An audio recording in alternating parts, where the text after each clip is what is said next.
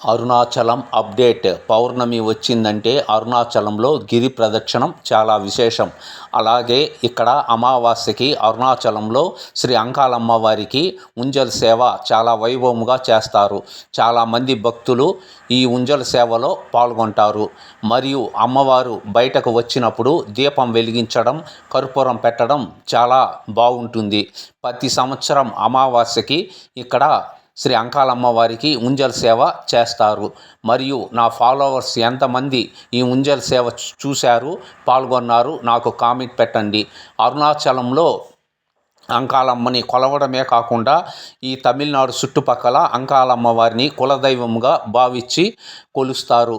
ఈరోజు అనగా అమావాస్య 22/8/25 శుక్రవారం రాత్రి 10 గంటల పైన ఈ ఉంజల్ సేవ చాలా వైభవముగా జరుగుతుంది.